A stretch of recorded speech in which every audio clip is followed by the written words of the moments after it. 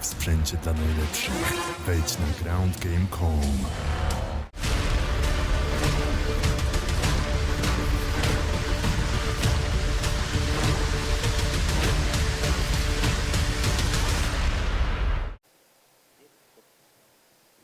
Jacare, good to see you. Hey, I wanted to ask you, your last fight was such a bizarre ending, and I haven't heard your thoughts on it. Nobody expects to get knocked out when they're in that position, right? So what did you take out of that result? It was horrible for me. Nobody expect that shit, but he did a great job and beat me bad, So I was bad after fight, but I put my head up and continued to work. Yes. Does it make you think, like, I have to be more aware in every position, or do you just go, that was crazy and that will never happen again? That was crazy, never happening. Talk about this last year for you, Jacare. Obviously such a wild year with COVID and everything that happened. I mean, was this a difficult year for you in your career? Yes, that was bad for me. The year is not good for me. I came with bad loss, bad decision. I never lost 3 times in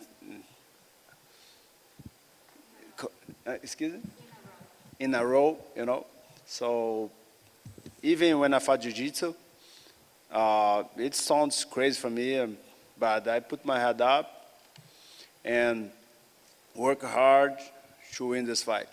Nice. So now you get this fight, Andre Muniz. Did you know who he was or anything about him when they gave you the name? I know him. He have a very good jiu-jitsu. He's a strong guy, young guy, and I know him because he's from Brazil. He fought against good fighters that I know, And when they gave me that fight, I just accepted because I'm not in good position. So, but I'm still alive, Yeah. I have to say something. Sometimes young lions kills old lions, But sometimes they die trying. I want to kill this guy, man. I'm ready to win. Damn good line there, Jacare. That was good.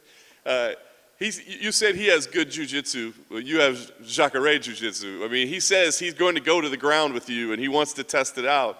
Do you believe him? I believe. But I'll be ready. I'll be ready to, whatever he bring to the octagon, I will be ready. Nice.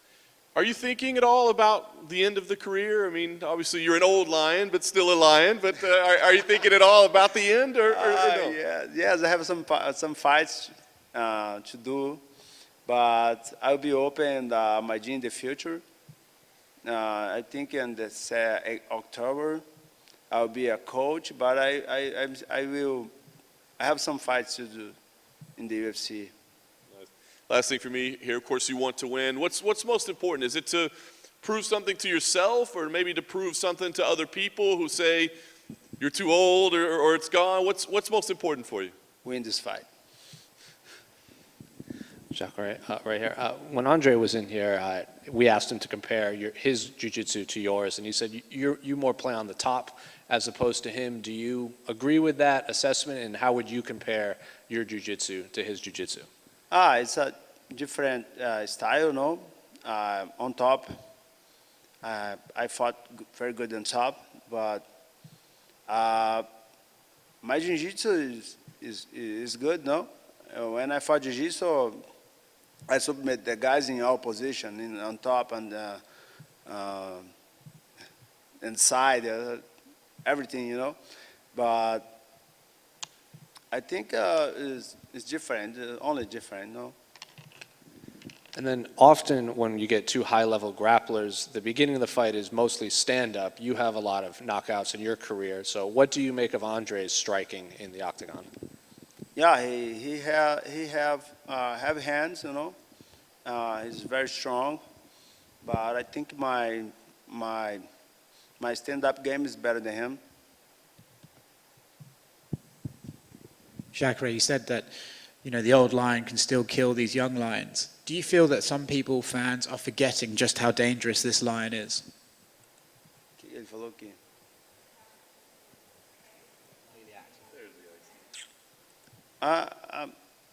probably, but I have to prove inside the octagon, you know. But I'll be ready for this fight. I train hard, and I want to prove that I'm still alive. Thank you. Sorry, man. I try. It's hard to me speak English, but I try. Ask, you know, the win last time out. We saw the emotion that you had that night, but just can you put that into perspective, just how much it meant for you to finally get back in the win column? It's funny, when the fight finished, I was so scared, for real. I was like, oh, come on. In my mind, I said, I have to finish it, because I finished, I haven't, you know, I have to finish. But when I go to the judge's hands, I was like, oh, please, God, not do it again, not again, not again. But, yeah, it's crazy feeling. That's what happened when you don't finish the fight, you know? Does it change things like training and preparing for a fight, like knowing you don't have the weight of those losses on your shoulder? I mean, has it been a different feel, like in the gym as you prepare? Yes, I think it's automatic, you know? I have to put in my mind, say, hey, I give the judge a chance to decide if I win or loss, it's going to happen again. And that's why I was like, okay, I have to finish. That's on my mind right now. I have to finish because I don't want to pass through this again. Yeah, I was going to say, like Jorge Masvidal famously, right? He said, oh, I just realized if I just knock all these people out, I don't have to worry about it. I mean, can you say something like that to yourself? Because at the highest level, it's kind of hard to just be like, well, I'll just knock everybody out. That's easier. It's funny, like you said, it's not easy like that, finish the fight, especially on the high level. But I know I can finish, you know? That's in my mind. I know I can finish anybody. Look at my last 2 fights. I dropped the guys, you know? It's a little detail I don't finish, but yeah, I can finish. Nice. 7 months, right, since you fought last. Was that by design? Did you have things to address, or did you hope to fight a little bit sooner? Yes, I was, like you said, I hope to fight sooner, but I think the fight come in the right time. Give me a time to train and get better and better every single day. I feel better and never. I'm getting older and feel stronger, faster, everything getting better, you know, because I feel I get learning my body. I can, you know, feel my body, what I need to do. And the fight come in the right time, Yeah. What do you think about the opponent, a guy that's had some buzz around him? A lot of people look at him as kind of an up-and-coming type guy. Do you see him as a top prospect like that? Yes, of course. He's number 9, I think, in the rank. He's one of the best. He's a top 10. Always his fight, he's put a show. I like to watch him because I know every time he's fight, he's put a show. Look at his last fight. I think his last 2 fights, great fights. And that's making me very excited. It making me like, okay, you have to train because the guy's tough. And that's why I was training a lot, and I'm ready for this. Have your goals changed at all? Like, I mean, like I said, when you were dealing with the losses, I'm sure the goal was just get a damn win. You know what I mean? But now, has it changed to like what you want to accomplish or what you're moving towards? Yes, of course. I was, you know, more than ever, I feel I have everything to be a featherweight champ. I have everything, more than ever. And I feel that's my time. You know, I signed a new contract UFC for 6 more fights. I know that's going to be my best contract in my life. And that was very exciting. It's hard to talk about championship aspirations, right, when you have losses. But now you're back on a winning streak. Do you feel like this is an opportunity to make a statement, to kind of remind people that, like, hey, I'm still that guy? For sure. I think, especially from the next fight right now, you know, if I go there, put a big show, everybody remember me. Hey, It's on the right way to get his chance for the title shot. That's making me very excited. That's what I think about every single day. I go to the gym, train hard, and I know I'm on the way. What do you think about how popular leg kicks are getting right now, right? The calf kick, like that's like the big thing in sport. You're like the guy, you've been the master of that since you came in. What do you think, seeing like how much of a weapon it is in MMA now? I don't know why. I do this in my first fight in UFC. I finished the guy more than 10 years ago with the leg kicks. Everybody got surprised right now. But yeah, man, the simple works. That's I really believe, you know. The simple leg kicks, calf kicks work very well, and it's always work in my fights. If you see my all fights, you know, I always catch the guy in the leg, and it still work well. Last thing for me, talk to me about what kind of fight you think we're going to see, because on paper, it looks like it's probably going to be a pretty exciting fight. Are you expecting it to be kind of a back-and-forth war, or do you think you can go out there and dominate the guy? I want to go there and dominate for sure, but it's going to be a big war. Oh, yeah, it's going to be a big war. That's what I'm training for. I'm ready to 15 minutes, go back and forth, and it's going to be very exciting. I'm a fan. I love to watch this fight. I know when this fight finish, I want to go straight back to watch because I know it's going to be a fun fight for sure. That's in right here. Outside of Shane's durability and his wild style of fighting, what do you make of his actual technical skills inside the octagon? He's really good. He's a great boxer, you know. He's have a really good boxing. He's a lot of pressure, and he moves very well. He's a great fighter, you know. You talk about one of the best guys in the world. And then was it his last fight, that fight against Josh Emmett that a lot of people said was one of the best fights of the year? Was that really when he got on your radar as a possible opponent? Yeah, maybe. Why not? Listen over here. You talked about being prepared for a war. Are you content winning a technical fight as long as you get your hand raised, or do you have to put on that show that you're known for putting on? Every time I was stepping octagon, I go there to be technical. I try to play my game, but my game it's a show. You know, everybody like to watch my fights because every time I was step there, I was ready for big war, for war, and that's what I'm waiting for. That's a training this camp for war. And John alluded to you from day one. You've been a kick specialist here in the UFC. Have you ever, when you see something like that happen, Chris Weidman, I know it's part of the game. Has that ever crossed your mind, as much as an active kicker you've been, that like that's a chance that you take when you wind up and kick with that force that y'all kick with? It's a risk. It's a part of the job. You know, that's part of my job. You see how many car accidents happen every single day. And you don't stop to drive your car. I do the same thing. I see sometimes the guys broke the leg with a kick, but I definitely don't stop to throw the kick. But I know this can happen with me. You know, that's part of the job. You know, it's hard to watch, of course. It's so hard to watch, but it's part of the job. I know you were active. You fought during COVID, but was COVID, did it help you out or did it hurt you? Since you're older, did it kind of slow down your progress or kind of like give you a chance to go back to that drawing board and add some tricks to make the run that you want to make? Sorry, can During COVID, did the downtime in COVID, did that help you out or did that hurt you? Or did it give you the chance to go back to the drawing board and add more to your game to make a run like you want to make a run for that belt?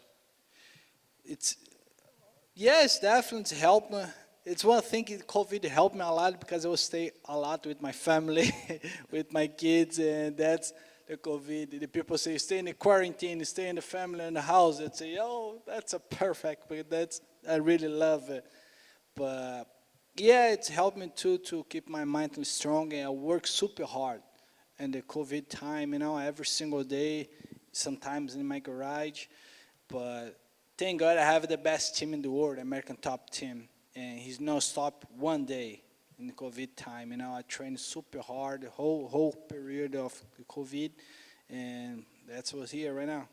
And final question for me, with Houston being a fight town, one of the UFC's best towns to put on great action-packed fights, you think you can get a feel of that adrenaline with crowd finally? You haven't had a crowd in over a year and a half. Are you looking forward to that?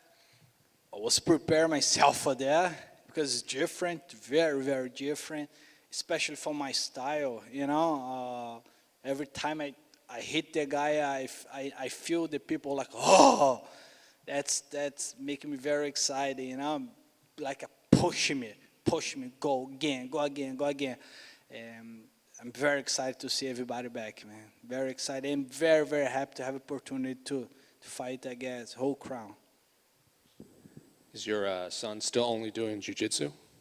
Sorry? Is your son still only training jiu-jitsu? No, he stopped. I don't push him to do nothing in any sport, but he's very athlete.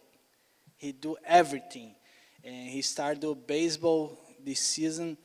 He doing very well. It's not because I'm daddy, you know, daddy you see, oh, he's really good. No, but he's doing very well. And he loved baseball. It's funny because in Brazil you don't have baseball. I never watch a game of the baseball. I don't know the rules. I don't know nothing about the baseball. And he love it, love it. He played twice a week and he still love it with the baseball. So you don't know what position he plays? I have no idea. I know you have to hit the ball and run. That's it. That's how I train with him. No, I throw the ball, you hit the ball. Run, go! That's it. That's how I know about the baseball.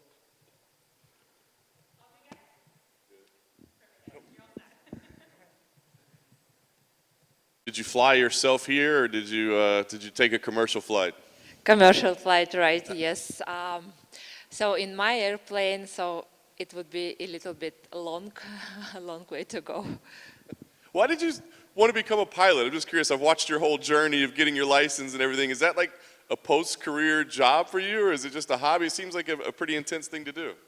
Why I started it, because during my life, I always wanted, I had this interest in aviation, in people who flies, and because we travel so much and we had these all flights like for competition and overseas flights, and I was looking, wow, these pilots, people, they do amazing stuff. I mean, it's just unbelievable.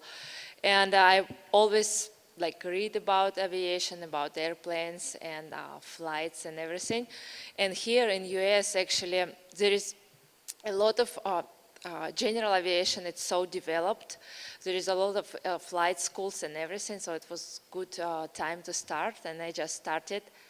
I really fell in love in aviation, and now, recently in April, I got my commercial license, and I really thinking to have this as my future career. Nice. Well, now you've got the fighting career to do. I want to ask you about your last win. It was a big win. It felt like a big moment in your career. Did it feel like a big victory for you over kind of a recognizable name and a tough opponent? Yes, absolutely, of course. And every fight is important here. Every fight bring you in a better position in the division. And of course, I didn't think about names or something. I just was thinking about how important the victory for me. And the event was before together with my sister, and it was first event when the first sister fights together, and it was very important to me to win. Yeah. It was curious because you guys fought pretty close together this time, but not the same card. Do you want to keep fighting on the same card as her? Is it a little difficult, to both do it in the same night? I love to fight in the same night, yes, because it's same training camp. We have same atmosphere at home. It's all together, all the same. Even now, our fights are close together, but there is a little bit of difference because Valentina won her fight, and at home in our fridge you can find already cakes and ice creams and stuff like this. But when we are doing it together, so it's all the same. It's tough because obviously at the championship level, title holders usually don't fight, maybe twice a year or something like that. I mean, is that okay with you? Would you be okay with, only fighting twice a year or something? Do you want to fight more frequently than she may be able to? I would fight actually more frequently, yes, than 2 times a year. It just for me was last couple years that I fought this same like 2 times, and Last year I had knee surgery, that's why I had this. But I hope this year it will be this fight and 2 more. Matchup with Andrea Lee. I know you said you don't think maybe about names and stuff, but she's been around a little bit. So what do you think about her as an opponent? Yeah, she's a good, strong opponent, of course. She had her last 3 losses, but with opponent on high ranking. So, and of course, it would bring her in situation when she's like will be more motivated for the victory, because she would not want to have this the loss number 4. And she would be more aggressive, and she's fighting at her home. She's local with people, full stadium of people, of fans and everything. Yeah, I understand all of this. I'm ready for all of this. And the one thing I'm caring about is just my performance. That's it. I was going to ask, I mean, I feel like you and your sister both are very popular figures in the sport, but you said it, you're going to be in her backyard. Are you prepared to be maybe booed or be the, you know, be the enemy on fight night? No, I don't think so. I mean, the previous event, 261, showed how fans missing the events, how they want to assist events. And the event actually was so crazy because people started to cheering up for fighters from the beginning, from prelims, the first fight in prelims and till the end. So I believe they would do the same in this night. And I expect to have my Latin American fans here in Houston. So we'll see how it will go. You do some training in Houston sometimes, right? So is it kind of special for you at all to fight here? Yes, when we came to US here, we lived in Houston like more than 2 years. So it was our home here, and we have friends here. We have people who we know, places that we trained before. And yeah, every time we travel from Las Vegas to Houston, from Texas to Nevada, we stop with previous friends that we had and train together.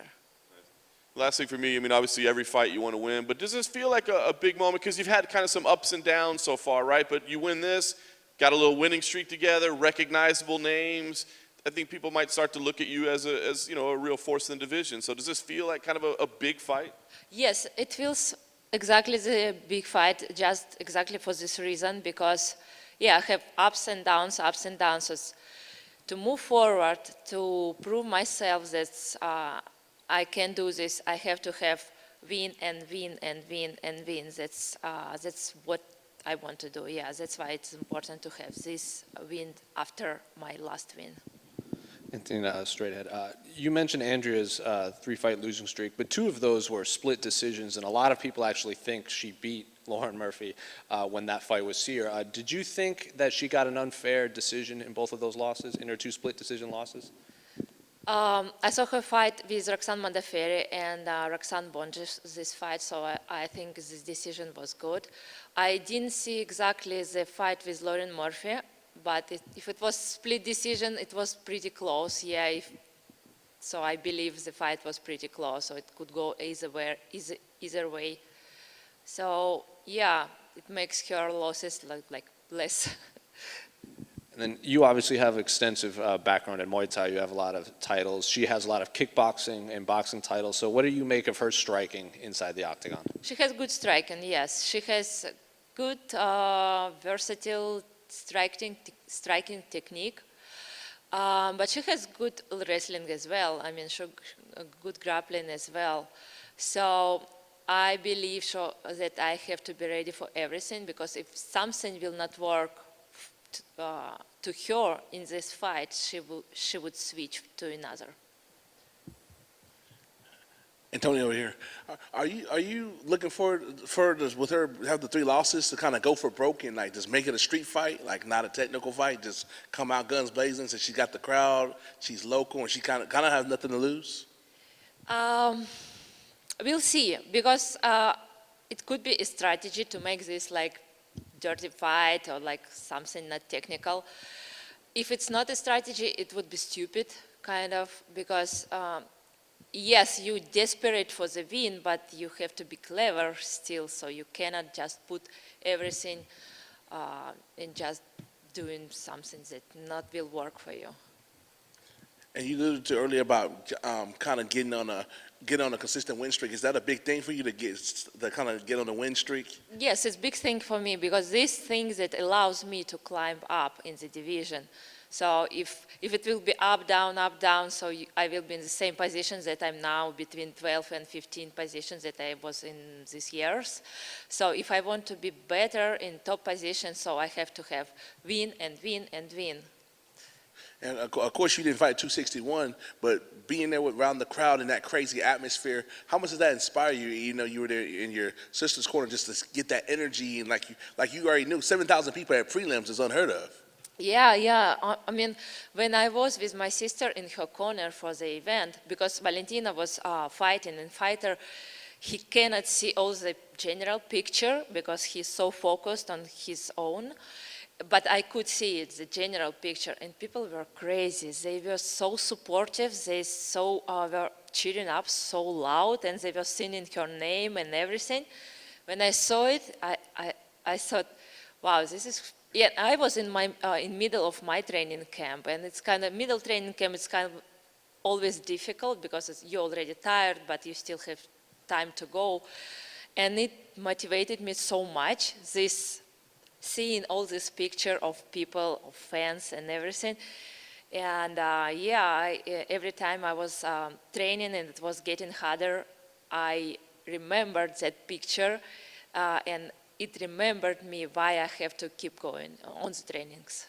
And final question for me, how big is Saturday about sending a message to the division and letting everybody know you're here and you're focused on making a run? Yes, I mean, this event is very, very important, and this fight is very important. As a fighter, I really have to throw away all different thoughts about making the statement or something like this. The important thing for me is to concentrate, to perform good. If I in this night will perform good and will do my game, I will win the fight and will be a great fight. Okay, thank you. I wonder if that was like a big win for you. I mean, I think, you've been at the top of the division for so long, but there's all these like new contenders coming up, the new hot prospects, so to speak. Do you enjoy kind of putting them back down the list a little bit? I mean, a little bit, of course. I enjoy a win, but I enjoy a payday as well. So, I mean, anyone coming up, and like I'll take a fight with anyone. Everyone knows that. I'm just trying to stay active, and anytime there's an opportunity, I'll take it. I've even told the matchmakers, I'm like, if you need someone, a replacement at 135, I'll do that. Obviously, flyweight's my main thing, but just so I could stay active. Is it more difficult to get motivation against certain fighters than others? I mean, I think about how long you've been, like I said, at the top of the division. When there's people that haven't been there as long, is it difficult to get like kind of fired up for them? Definitely not. Every fight, I'm super pumped and fired up. Sometimes if it's like a newcomer that they're hyping up, it's almost a little more motivating because I'm like, all right, chill. Like, I've been here for a while. You got to go through me. I always told myself if I got to the point in my career where I wasn't like super pumped or excited about a fight or even just to go to the gym and train, then that's when you have to stop. I see like fighters do that all the time. They're like, take a fight and they're like, ugh, all right, I don't feel like going. I'm like, damn, I've never felt that. Like, I'm obsessed with going to the gym, whether I have a fight or not. Most fighters, when they aren't in camp, they just go to the gym a couple times. I'm there all the time. I love sparring. I love getting better. And, as long as I feel that way, then I'm going to keep fighting. So what's the focus been like for you in the last 6 months as you from the win till now? I just kind of been staying. I've been lucky recently. I've had a lot of good girl sparring partners, and we kind of had like a good group. So whenever like you have sparring partners, I'm always like, I'm going to spar as much as I can because this might not happen, all the time. So I've definitely been sparring a lot. I mean, I always do, but since my last fight, I probably spar like 4 days a week, even before I knew I had this fight. But I've been doing a little bit more like one-on-one training. Now my training schedule during the pandemic kind of changed. Just, I've been doing a couple days more local on Long Island. I've been working with my good friend Ryan LaFleur, and actually I've been starting to work wrestling with my husband. He's a wrestling coach, but we never really worked together just because I was already in the UFC, you know, when we started dating. I had my own training schedule done, but the pandemic, I was like, all right, we're running out of options. You need to come and train me. And it's actually been like a blessing, like working with both of them. I get a little bit more one-on-one attention, and I think that's really stepped up my game. Nice. Matchup with Vivian, what do you think? I mean, she's had some impressive results in the UFC so far. Yeah, she's definitely very good. I think she's only been in the UFC like for a shorter amount of time, but all of her opponents were definitely really, really good and high-level opponents. I think that's what kind of sets her apart. She didn't really go from the bottom of the division. She kind of came in and always had really good opponents. So getting wins over those are definitely very strong. I think she's got a great athletic striking, but I think mine's just definitely better. You know, she has great boxing, but I have better boxing, better kicks, better footwork, movement, and my jiu-jitsu is superior. Nice. Being back in Houston, did it stir any emotions in you, like positive, negative, like just, you know, coming back to the airport, the city, and all that? You know, I don't really think about that stuff. This was the last time I fought in front of a crowd was here, so that's kind of cool coming back, but this time I'm definitely going to get the win. Nice. Last thing for me, I guess, kind of what drives you right now? Because, you know, that's the bad thing about getting to a title shot and coming up short is, like, you're not going to get another one right away, right? So, I mean, like, what's the driving force on a daily basis to keep you motivated and keep that passion for the fights? Yeah, I'm super realistic in my position right now. I think I'm kind of like, almost like, all right, if you beat Caitlin, then you can get a title shot type of thing. But, you know, as long as, I don't care, you know, as long as, if I keep winning, then I'll get the title shot, which is obviously always the goal. But in the meantime, I understand my position, and I just gotta rack up a couple wins, and you know, I'm ready for that. As long as it just kind of is a weird position, being like number 2, and not really, it doesn't make sense right now for me to get the title shot because there are other contenders in the division. I always just fear that that's gonna keep me from being active because I can't fight anyone because I'm up number 2. I mean, if they want to give me anyone, I will, but there's only so many people I can fight, and I've fought almost every girl in the top 10 right now, so I just want to stay active, and that's the only way you get better and where you can earn your next shot. Count right here. Speaking of that, you're tied for the most wins and fights in UFC women's flyweight history. Do accolades like that mean much to you? No, not really. I mean, they sound cool, I guess, but yeah, I don't know. That doesn't really matter to me. Just keep winning is all that I care about. And then, what did you make of Vivian's last 2 performances in there? I think her last fight was against Roxanne, and I thought she looked really strong and dominant in that fight. I mean, Roxanne's been in there, you know, for years, and everyone knows her, so that was definitely a step up in opponent for her, and I thought she looked really dominant and really strong there. And she's only had 1 stoppage win in the UFC. She's had a lot of decisions, so there's obviously a lot of tape on her, specifically inside the octagon. Do you see any big glaring weaknesses that maybe her past opponents haven't taken advantage of? When I get an opponent, I watch the tape first, and then I kind of don't really watch it too much because then you start looking at it. You know, I want to focus on me and not my opponent. But yeah, just from looking at it, I mean, I don't see from her first fight to her last fight. It seems like she's the same fighter. Hasn't seen any improvement. Not that she's not good, but it's just kind of the same. And definitely her weakness is her cardio. I think she comes out really strong. And I think that's something that other fighters haven't really been able to realize that and expose it, but I think they can't because they had similar cardio. And for me, I'm fortunate enough where cardio's definitely one of my strong suits, and that's a huge advantage in this fight particularly. Hi, Caitlin. Sam DiCaprio, Armenian Weekly. Last month, President Biden became the first U.S. president to use the word genocide to describe the massacres of 1915 committed against Armenians. What did that mean to you when you heard the news? It meant a lot. I mean, any type of publicity from the media to recognize what's going on in Armenia and what has gone on is really special to me. I think it's kind of crazy what's happened there in history, and a lot of people still don't know about that. So anytime it gets attention in the media is great. You're 2-2 in your last 4. You won your last fight. Have you done anything really different since then in preparation, I guess, to ensure that you win this one, start a win streak? Definitely been upping my wrestling. Like I said, I've been training a lot with my husband, and just kind of implementing different things in sparring. You know, I've kind of like dropped the ego in sparring and just tried different things that I'm not good at in sparring and get myself tired, get myself to that breaking point, try things even if it doesn't work. I think I'm just kind of like at this point in my career where I'm like, I don't care, I'm gonna try it here, because if I don't try it here, I'm not gonna try it in the fight.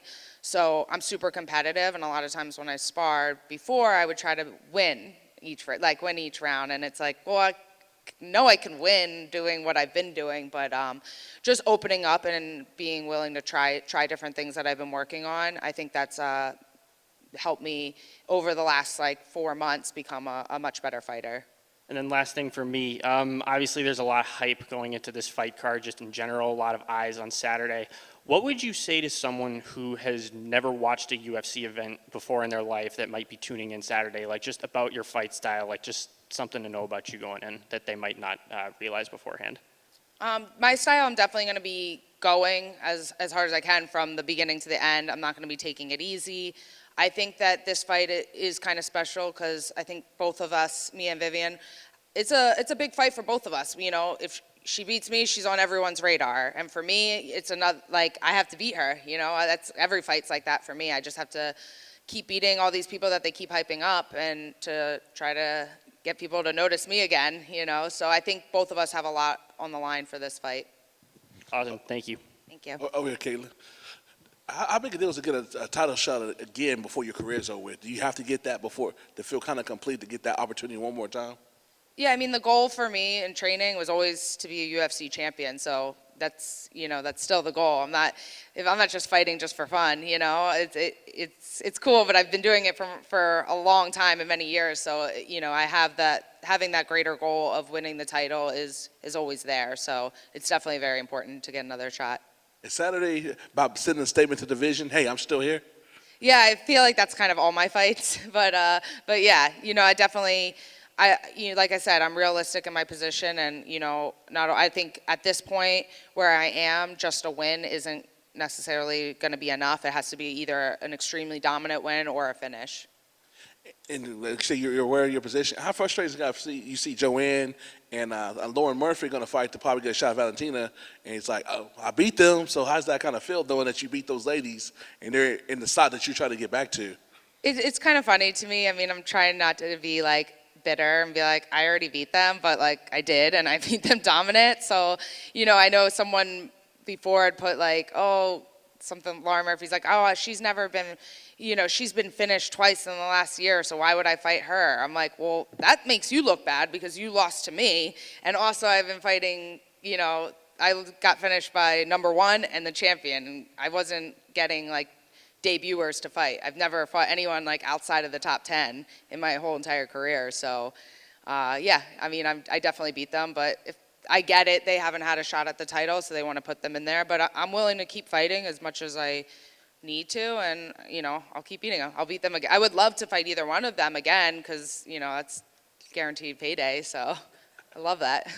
After seeing what Valentina did to Jessica last month, what do you think, what's y'all mentality as a competitor, since the perception is that the gap's up here and everybody's down here?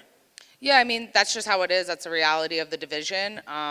You know, you could see if maybe she'll do another, like a super fight with someone else in a different division or someone else come up and down. But, I mean, the good thing is, like, I mean, Valentina fights all the time. So you see her game and, you know, you just got to try to focus on your opponent you have now, but also work on skills that would help you win the title. Because everyone knows, like, you know, you have to win these fights, but eventually you're going to fight Valentina. So trying to manage your current fight and also improving skills for that potential title fight. And final question for me. So you get a dominant win on Saturday, get your hand raised. Are you going to come to Dana and be like, hey, I'm not a gatekeeper, I'm a challenger? Yeah, I mean, I feel like I've been saying that the whole time, but yeah, definitely. I mean, that's kind of the statement I'm trying to make here on Saturday. Hi, Ben from Sherdog.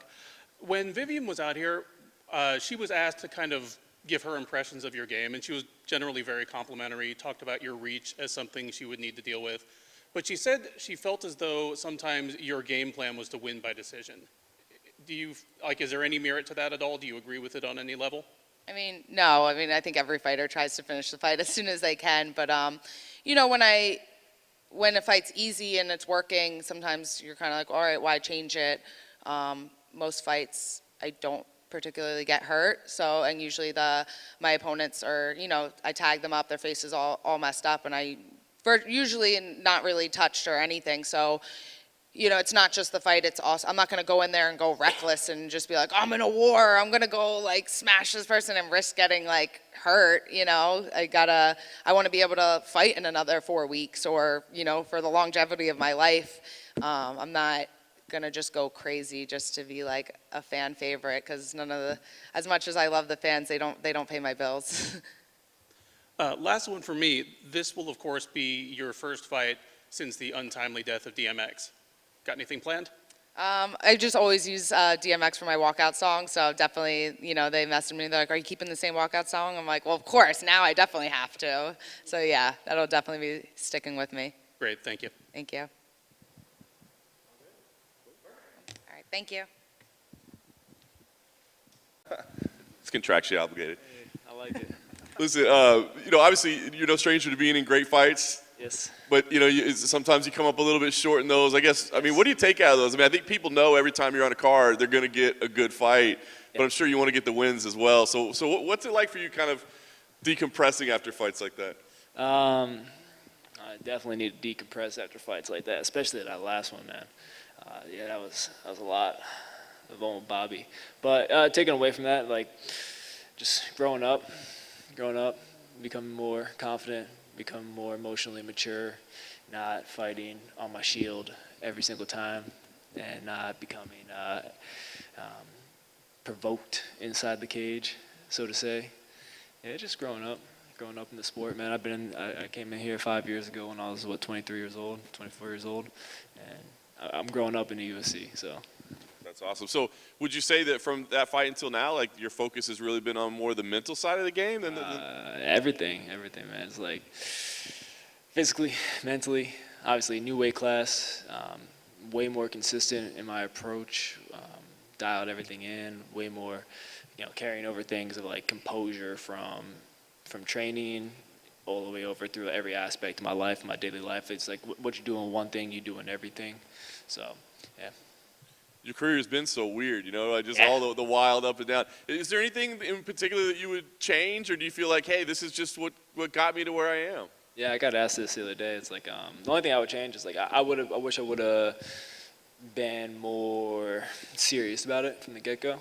You know, maybe not serious is the right word, but more consistent from the get-go. Yeah, but other than that, now I've learned a lot of great lessons in the sport through my opponents and through my coaches and through my teammates and through my ups and downs. And I could say, yeah, I'd love to change things, but the reality of it is I'm really friggin' happy where I'm at right now. What clicked that you were like, I gotta start being more consistent, I gotta start being more dedicated to this, or what have you? Yeah, honestly, I think just I don't know. I think definitely going down to 45 helped. I mean, like, yeah, there's no turning back. Got to burn the ships. Like, it's all in or nothing now. But I think I've always been super consistent training. Like, I enjoy what I do. Like, I love the process. I'm very process-oriented, not so much goal-oriented.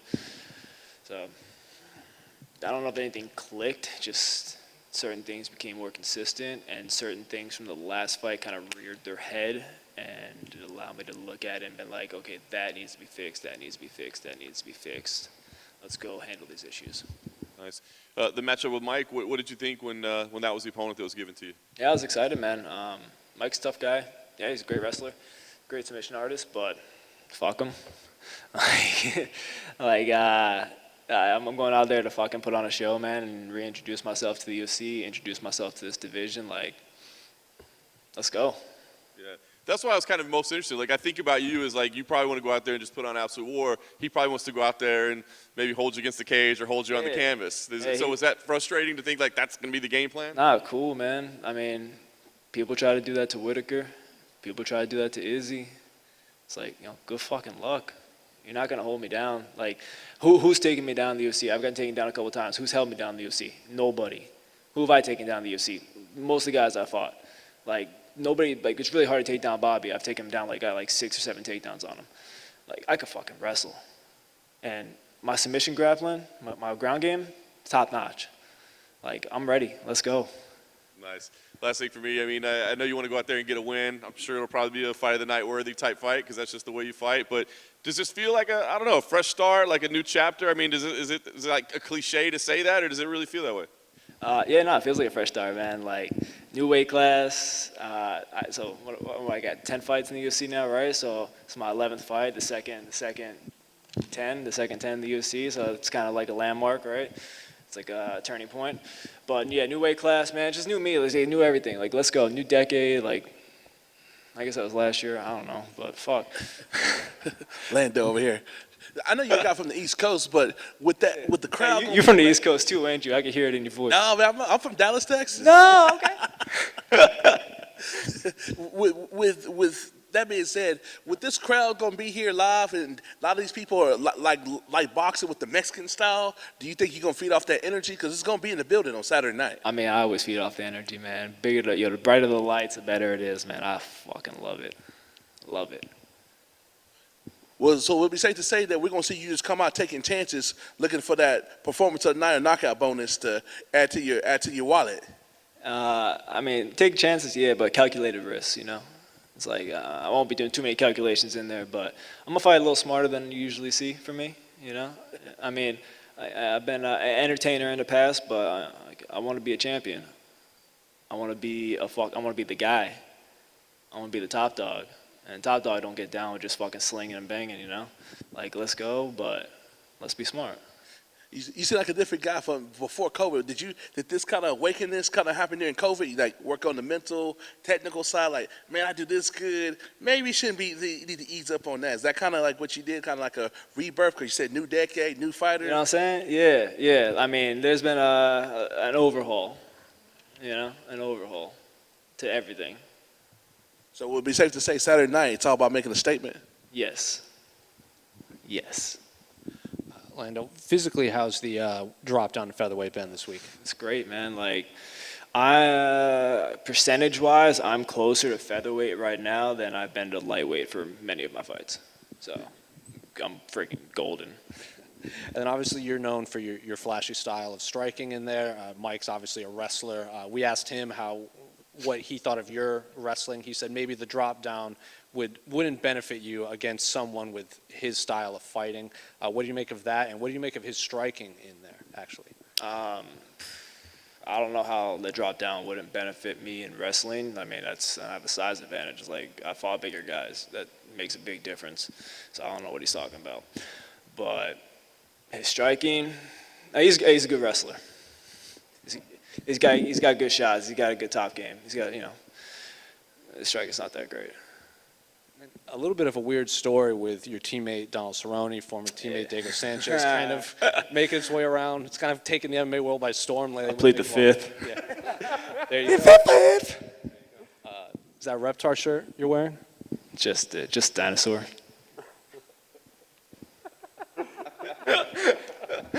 Go on with your Cowboy and Diego question. I want to hear what it was. I just wanted you to, like, he said there was like a story of there was like a bar fight and the death punch didn't work against him and everything. I don't know if somebody that is a triple OG at the gym where I train, and I still see him on a pretty frequent basis, may or may not have been involved in a physical confrontation with Joshua, whatever his name is, and may or may not have put him in a triangle and submitted him at a bar. I can neither confirm nor deny. When was that? Well, when wasn't it? Or when hypothetically could it I mean, if I had to put a timestamp on it, I would say maybe in the last year. I don't know, man.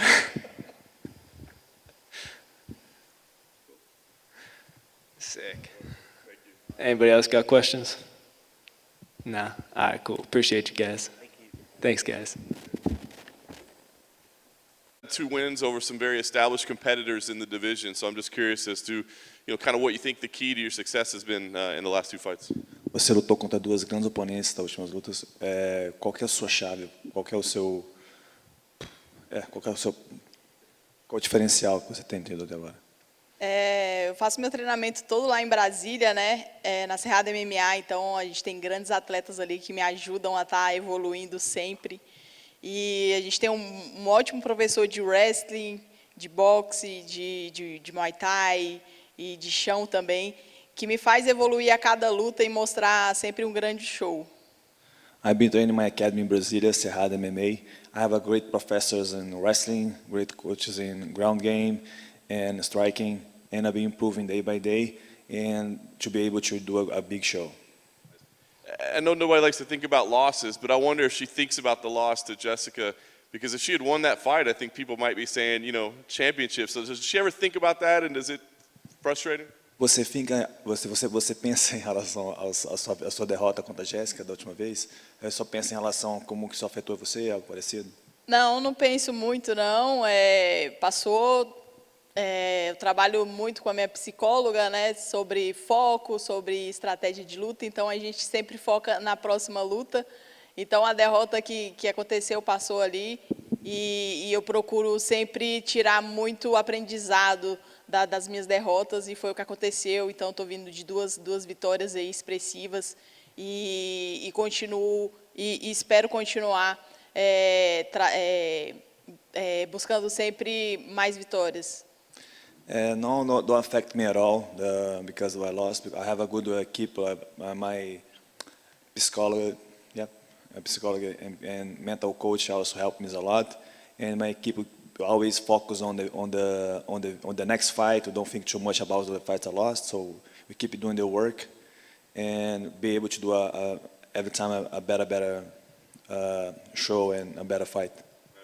Got the victory in January, back just 4 months. Was it important to get booked again quickly and to fight quickly?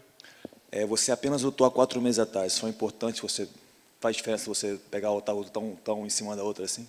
Sim, eu acho muito importante a gente estar sempre em atividade, né? E eu gosto de estar sempre em atividade para estar sempre com tempo de luta bom, com time de luta bom. Então, isso é muito importante e até o final do ano ainda quero fazer mais 2 lutas aí depois dessa e estar em ação, estar em atividade me faz evoluir a cada luta, me faz ser uma melhor lutadora.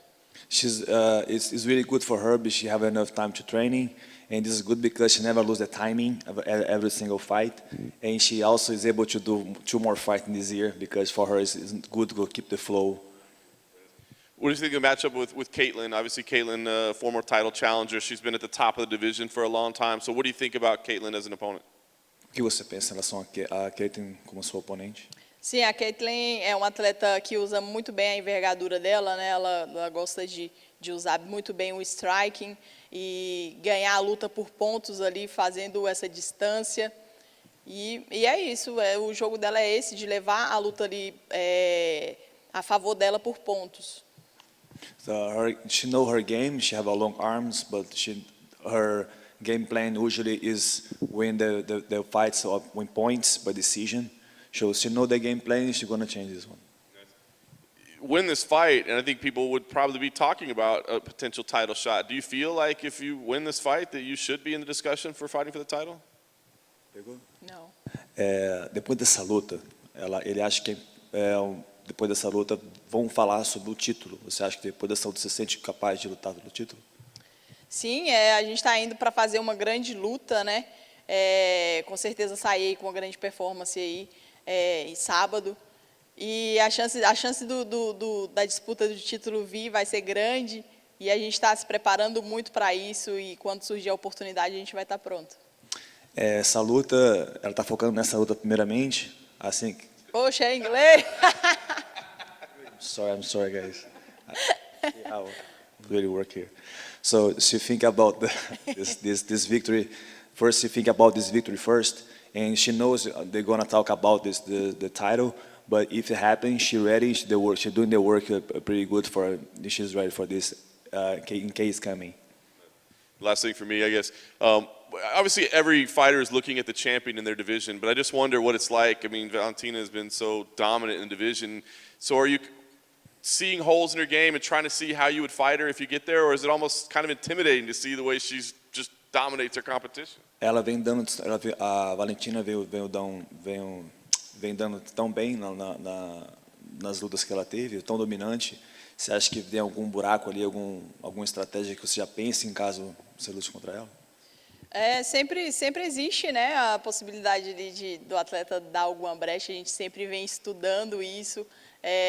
Então eu acredito muito no potencial da minha equipe de montar uma boa estratégia, que são caras assim que eu confio bastante, né? Então, quando surgir a oportunidade de lutar contra a Valentina, com certeza eu estarei muito bem preparada, muito bem amparada, né, pelo meu time. E a gente vai estudando. A Valentina é uma atleta muito completa, mas com certeza tem brechas, ninguém é perfeito, né? Então a gente estuda muito ela.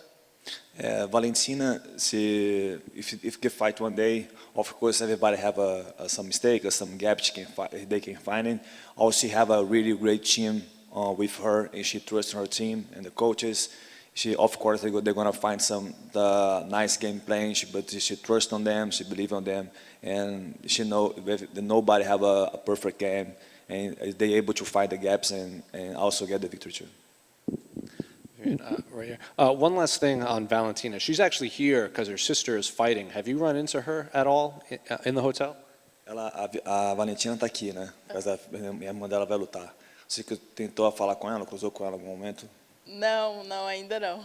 No, not yet. She don't see her.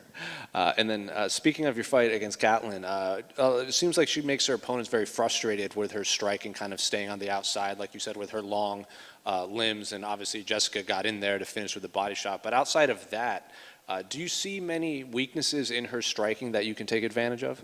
Ela tem ganhado, a sua adversária tem ganhado bastante em relação à distância, que frustra muitos oponentes. Você acha que tem alguma... Desculpa, irmão. Weakness. Ela tem alguma coisa que você achou de falha no strike dela que você pode usar contra ela? Assim, a gente estudou muito ela, né, durante esse camp, então a gente montou uma estratégia muito boa para anular essa distância dela, para entrar no raio de ação mesmo ali. E com certeza tem brechas ali, eu vou usar muito a minha agressividade, muito a minha explosão para quebrar para entrar nesse raio de ação dela e surpreender ali com a minha mão dura. We've been studying a lot, Caitlin, and we got a lot of works about the strength, how to go forward, and she also going to use the aggressivity she have, the resilience she have for fighting, and they're ready for the fight. Because, sorry guys, the game plan is there, and she's going to do a great job. She also has a very high-level grappling coach. She's with Renzo Gracie. She trains with Donaher's, obviously, in her camp a lot, too. Have you seen anything from her grappling inside the octagon that impresses you at all? Ela tem treinado com o Danaher, que é um dos melhores coaches do mundo no jiu-jitsu aí. E você tem visto alguma coisa do chão dela que te impressionou? Das últimas lutas não me impressionou tanto, né, o chão dela. Eu que sou faixa preta de jiu-jitsu ali e treino muito com os meus treinadores lá de Brasília, né, de chão, que são excelentes treinadores. E eu estou indo muito confiante também em fazer um bom jogo de chão e mostrar a qualidade do meu jiu-jitsu na organização. No, she don't see nothing special because she's a black belt in jiu-jitsu too.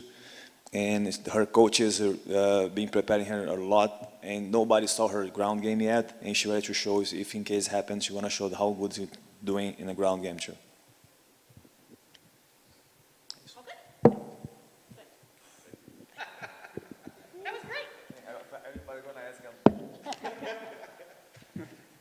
Compete. So what's the feeling like right now? It's been a while, yeah. I mean, it's been a bit of a roller coaster, a couple of setbacks, but I'm in great shape, the best shape of my life probably, and I'm ready to get in the cage. I've been like a caged animal, and I'm good to go now. Yeah, you were lined up in January, weren't able to compete. A COVID test, right? Was it's just somebody on the team though, right? Did you suffer any consequences at all, or?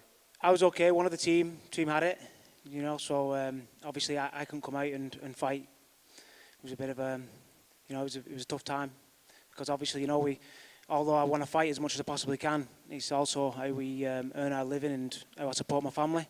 So yeah, it was tough. I was gonna say, what is that situation like, right? I mean, you're getting prepared. It's a big moment, like I said. It's the way you support yourself, and then it's all just goes away. I mean, is that tough to deal with for you? It does, yeah. I mean, like I say, I got my results the night time, the same day we got tested, and then I had a lot of missed calls in the morning to my coach and to, you know, the UFC and stuff, and I rung them back, and they said the news, and you know, I was distraught. You know, I was in tears. I'll be honest, you know, because a lot of prep time and preparation went in that over Christmas. You know, I spent a lot of time training over Christmas Day and Boxing Day. A lot of the special times you would have with your family, and you know, I was out training them days. I'm very dedicated. I dedicated my life to this sport. And, you know, I feel that it's going to, you know, it happened for a reason. Look at me now. I'm on UFC 262 and I'm fighting Lando Venata. It's another good name. So, you know, it's happened for a good reason as well. But, you know, I would still like that fight. Nick Lentz, he's obviously retired now. But, you know, it's still a fight I would like to have. But I'm happy now and I'm good to go. Was there a hope that you'd get booked sooner, that you could turn things around faster? Yeah, it would have been nice. You know, I mean, soon as I got home, I carried on training again and stuff. So I was good to go like whenever really, but it's just kind of happened now, you know. Yeah, I do wonder if there's any benefits. I mean, I guess you got to travel, whether it's Abu Dhabi or here, you got to travel. But is it better here because, you know, the situation in Abu Dhabi is a little bit tougher, right? There's a lot of restrictions and that sort of thing. So is this like a better, or does it matter? It doesn't really matter. I mean, I'm happy, you know, I'm excited to make my USA debut. You know, this is the first time I'm going to fight in America and Texas, sellout crowd, and you know, there's not been no crowds. I've not fought in front of a crowd for 2.5 years now. So, yeah, it's nice to have that feeling as well. Nice. What do you make of Lando as an opponent, right? He's had this weird career, just ups and downs. I guess you've had a weird career too, yeah. kind of some ups and downs. So what do you think about him as a fighter and what he brings to the table? You know, he brings a wild striking style. He's pretty tough. He's been in there against some decent fighters. You know, Tony Ferguson's on the card on Saturday, and he's been against him. And, you know, he had a great fight against him. I watched that fight. I was a fan of that fight. But, you know, he's not fought anyone like me. I know they're great names, but I bring a different kind of pressure. And how's he going to deal with that? We'll see on Saturday night. Yeah, and I guess I did want to ask you, like, how you feel about your career as a whole, right? Like, I feel like snake bitten a little bit, or a little bit cursed, you know what I mean? Do you ever sit back and go, like, what's the deal? Do I have bad luck, or what's going on? Yeah, I have done, but you know what, I'm that kind of person, and I think, like I said, everything happens for a reason. You know, I mean, before I got into the UFC, I was fighting sometimes 4 to 5 times a year. So yeah, it's unusual for me that I've only had two fights. I'm on my 3rd fight in 2 years in the UFC. So yeah, it's a bit of a bummer, but like I said, it happens for a reason. And Saturday night, I'm going to go out there and I'm going to make a statement. I'm going to make it all better. Last thing for me, I was going to ask, I mean, it sounds like you're taking it all in stride, but do you feel like you need to go out there and do something? I mean, I feel like you had this buzz around you when you came into the UFC, and just because of the delays, it's just kind of slowed down a little bit. So do you feel like you need to go out there and like remind people who you are, or make some kind of statement like you said? I mean, I won't put any extra pressure on me. I'll just let my body do the work, and you know, I've practiced, I've trained hard, everything's already in place. So what'll happen will happen, you know. And you know, I'm pretty sure I'll make a statement on Saturday night. Mike, it's dead center right. Okay. Lando's obviously known for his spectacular knockouts, his flashy style of striking. You're, of course, known for your wrestling. Have you seen anything from him like, do you see any strengths in his grappling and wrestling game outside of his striking? Looks like he's got okay wrestling and grappling, but he's not as good as mine. He's not on my level, so I'm confident that I win that area. And then he's dropping to 145 for this fight after fighting most of his career at 155. Do you think his body is going to be able to handle that weight cut against a style like yours in there? Exactly, like you said, you know, the style like mine is what makes the difference. I mean, yeah, he might make with featherweight okay, because he didn't seem like a very big lightweight, but it's that mental stress that you've got to put under when you cut. You've got to be used to it. I'm used to it. I've done it all my career. I've done it all my wrestling career, so I'm definitely used to it. You know, I've got the experience in that side of things, and the pressure that I'm going to put on him, the dominance, and you know, I'm going to chip away at his soul. Then you know, he's going to definitely crumble. And then you mentioned this was your U.S. debut, correct? It is, yeah. In Texas. Texan fans in general are a little more outspoken than most yeah. American fans. Have you run into any? Yes, yeah, right here. Have you run into any interesting characters out here in Houston? I haven't, no, not just yet. I mean, I've been here since Sunday, but we've not had a chance to obviously go around and look around and see things, because, you know, we've got to stay in the hotel and stay away from that COVID. We don't want no more setbacks. No more setbacks. Right, going from Texas to talking about a more civilized city. Apparently the UFC are returning to London in August later this year, or there's at least talks about it. I don't know if you want to even look past this weekend, but would you like to get on that card if you could? 100%. I want to make up for lost time. I want to get in this Saturday night, make a statement, get a good win, and then I want to be in London if it happens. Obviously, they're two very different fighters, but your last outing against Movsar Evloev, frustrating fight, obviously. Were there any takeaways from that you feel you can bring into this fight that will make you better prepared to deal with Finata? Yeah, I mean, as soon as I got back, like, the kind of person I am, you know, I broke my jaw that fight. I went and had an operation straight away, but I was back training the day after. I was jogging, but main thing what I was doing, I was working on my mistakes and speaking to my coach straight away, and you know, and I've definitely learned a lot from that fight. And I've looked back at it, and you know, there's a few things I did do wrong in the fight as well, but I've corrected them, and I'm good to go. You know. I mean, would you be willing to go into any detail on that when you look back at that fight? Were there things that you definitely would do different, you know, if you had it again?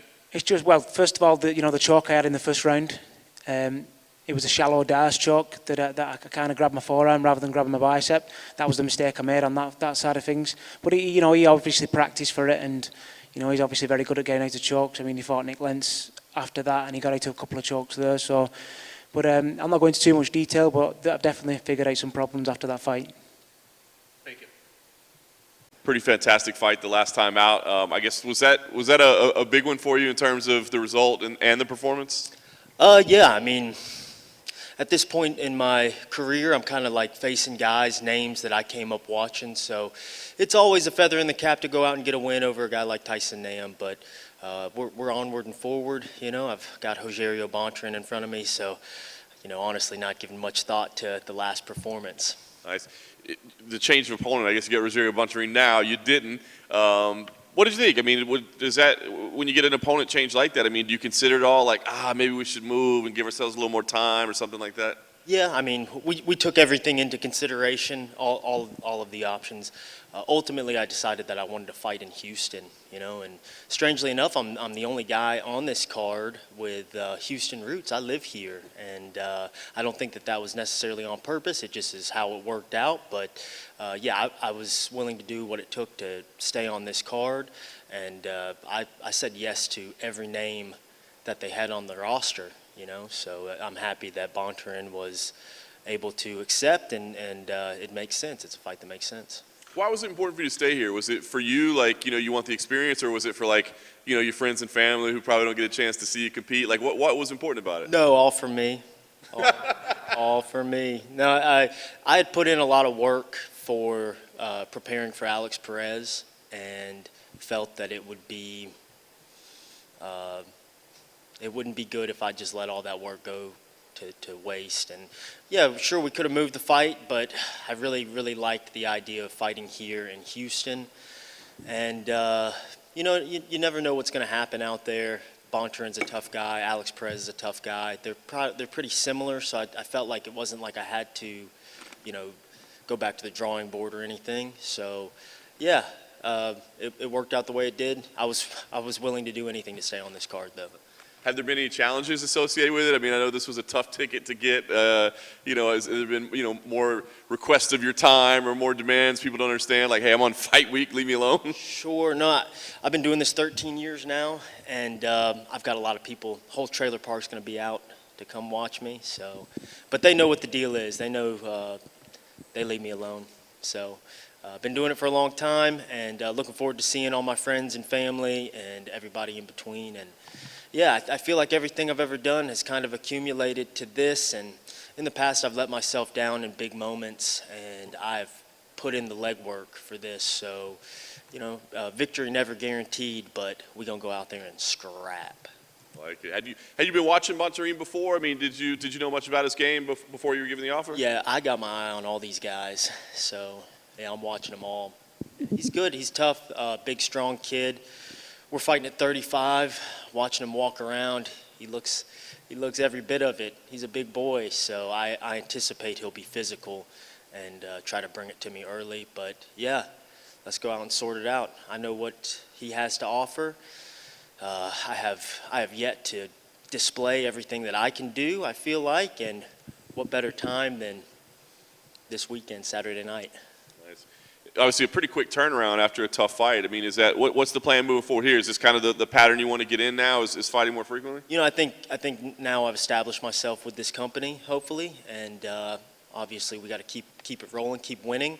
But I've been busy my entire career. You know, like I said, I've been fighting competitively for 12 years, and I have over 36 fights, MMA fights, as well as boxing and kickboxing and grappling on top of that. So I've always kept a busy schedule, and it's just been hard to get my footing. And you know, we had to come through the flyweight purge, and early on when you're 0-2 in the UFC, they're not knocking down your doors to get back out there. But Saturday night, I'm gonna go out and continue to display that I'm a world-class martial artist, have a good time, try and let it loose out there, and I anticipate, yeah, we'll be back in here again.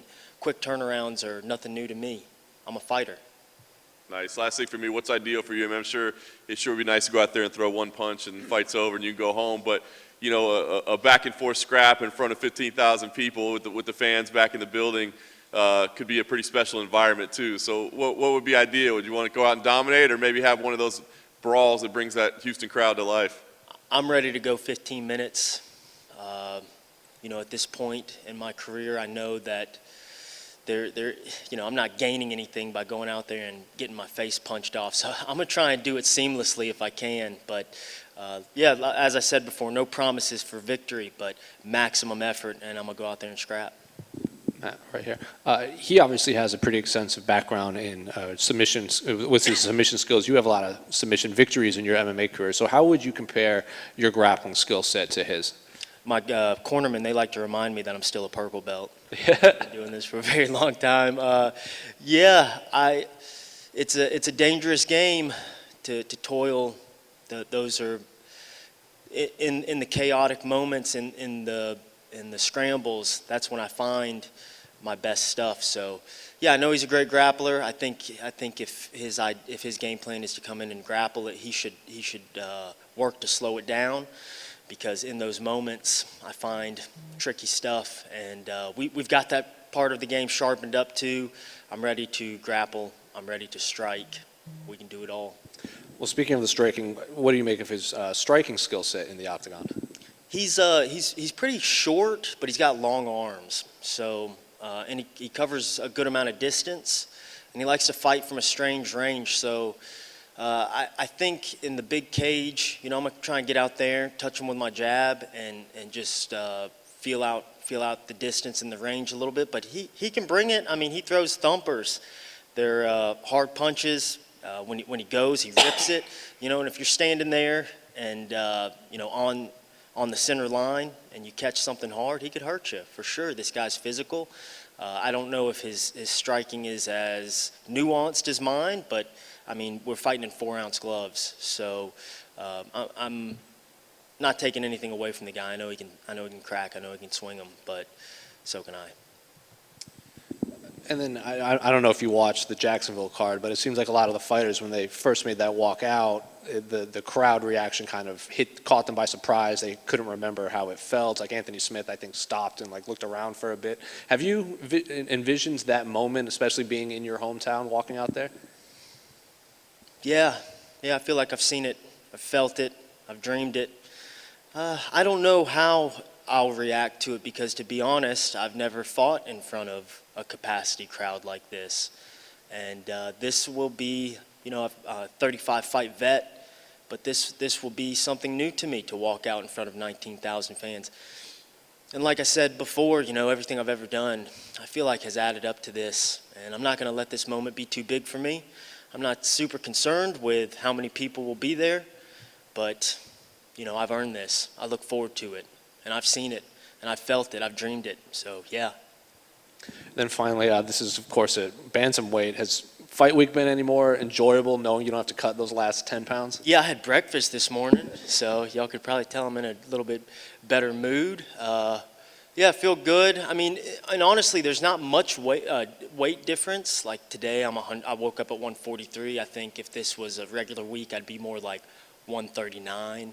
So a couple of pounds difference, and when I walk in there, I'll be carrying about a 5 to 6 extra pounds, nothing crazy, but yeah, it feels good, and I feel like I can compete at 35 too. I've stated that before, and I'm a natural flyweight, but you know, I have the dimensions to compete, and this will be interesting. You know, I'm 1-1 as a bantamweight in the UFC. I go and I beat Bontran, that'll be 2-1. I'll have a winning record in 2 different divisions, and for a little trailer trash kid from Northwest Louisiana, that ain't that bad. Oh, yeah, man. So is this a permanent move to 135, or you just filling it out still? No, the reason that we're doing 35 is Bontran took it late. He took it on a month's notice, and he's a big guy, so I think he has trouble making the 25 weight limit, and you know, I can relate to that. So yeah, let's do it at 35. What did you do during COVID to improve, since you had a whole year off that you weren't expecting to have off from live competition? You know, COVID was tricky because I just had my daughter, and we were. Congrats. Yeah, thank you. It's the best. We were hunkered down at home, kind of quarantined anyways with her. She was born in February, everything kind of hit in March. And yeah, I put on my baby weight, and you know, we had a lot of stuff where there wasn't a lot of training going on. Even here in Texas, it was difficult to find training. So it was a tricky time, but I value that time because I had great opportunity to spend with my wife and my daughter. And yeah, again, it's all accumulated to here and now. And there were hardships coming back from COVID too, because I got so heavy. I got really heavy, but we made the adjustments, and we've been putting in a good work routine, and I feel good. We're good. With Texas and Louisiana being real big combat sports venues and people get into fights, do you watch others? Like, did you watch the Canelo fight last week? I saw the highlights of the Canelo fight. I've got a bedtime at about 10 p.m. because I have a 1-year-old, so I did want to stay up and watch them, but I had to wake up the next morning and watch the highlights. Yeah, I think it's great that we're back to business here in Texas and Louisiana, and it's so important that these fights continue. And I keep my eye on a lot of these fights. I commentate fights in Louisiana. I've recently commentated fights in St. Louis as well. So it's good to see these shows back ripping. And one thing that I can say from sitting in my seat is the talent out here, man, there are amateurs doing things that you wouldn't believe. And I think the COVID, for whatever reason, it has compounded these kids. The kids that work and actually put in the time, they got better during that time. And they're the ones getting the opportunity to go out and fight on these shows that are just now breaking, and they look good. So, you know, COVID's been unfortunate for a lot of us, that there are some silver linings to it, but the fight game is ripping, and these young kids are hungry, and everybody needs to continue to support their local MMA events, because you're literally watching the next stars just fight at the dang convention center. And final question for me, how big a deal is to go and find a way to get a spectacular finish, since we're starting to see on these big cards? Since we came back, we had 261. We had 3 spectacular finishes in the main event. We had Canelo breaking people's eye bones last week. Does that, as a fighter, inspire you? Or like, boom, I got to get, because people kind of, as the quote Jorge Masvidal, they crave that violence. Yeah, no, I agree. I think it would be a mistake for me to put thought into looking for anything spectacular. I think that's been a mistake in the past I've made. When I was younger, coming up in the UFC, I just wanted to show everybody how outstanding I was, and I just got to go out there, put in 15 focus minutes, and I'm a mother fricker. You know, I'm gonna go out there and whip this guy, and it'll be fun. I've put in a lot of work. I believe in my skills. I believe that the way I fight is aesthetically pleasing, and nothing's changed. We're gonna go out there, bite down on the mouthpiece. I'm not looking for anything spectacular, but if I'm focused, spectacular things may occur. Are there any names on the local scene we should be looking out for? Names on the local scene. There's a kid from Lafayette, AJ Fletcher, who has been killing it. Looks really good. Another guy that just comes to mind from here in Houston, Cameron Graves, a kid that I've spent some time with, really sharp, good pair of hands on him. I went out to St. Louis, Missouri to watch a flyweight that I used to train with years ago, and he's making his pro debut. His name's Danny Moriarty. And all these guys, all three of those names, they can do it in the big show. And I mean, I could sit up here and speak for days about the local talent from my area, specifically that little region of Houston and Louisiana. There's guys coming, so y'all pay attention. Thank y'all. Shout out to my wife. I love you. Well done, sir. That's funny. Well, listen, I know nobody likes to focus on negative things, but I mean, can you talk about just, I guess, how frustrating this run has been for you, where you're like right there, but just not getting the result you want? Yeah, definitely. You know, the last couple of fights I have gone to decision, and you know, some of them have been questionable, and you know, and in my mind, you know, I feel like, yeah, I deserved that win. So it's been frustrating, you know, because it looks bad to have 3 losses in a row. It would look better to have, I don't know, won and then lost one and then won one, or you know, vice versa. But yeah, it's a little frustrating. So got to go out there and do everything that I can to get this win. I was gonna say, does it impact you at all, like on a daily basis, like in the gym or in your training approach or whatever, to feel like you've got to change something? I mean, obviously everybody at this level is working hard and doing the best they can, but do you like, I have to do something completely different? Yeah, I feel like, you know, I'm like, man, am I not training hard enough? Do I need to train harder? Do I need to do something different? I mean, what is it? You know, I think for me, it's just, I haven't been focusing on like who I am and like my skill sets and what I'm great at. I think I've kind of gotten away from the best parts of me, and so for this fight camp, I've been focusing on that and trying to get back to that. It's interesting. Is that like a trap? I think people fall into that sometimes, right? Like everybody wants to be the most well-rounded fighter they can, but like certain people just do things really well, right? So is it kind of a thing that focus on what got you there, so to speak? Yes. You know, I feel like parts of me started, yeah, I don't want to say dull, but I mean, like, you know, some of my skills, I feel like maybe it started to dull a little, you know, and I needed to sharpen them, you know. So that's what I kind of focused on this camp, is just focusing on sharpening everything and just, you know, getting back to the best parts of me, like I just said.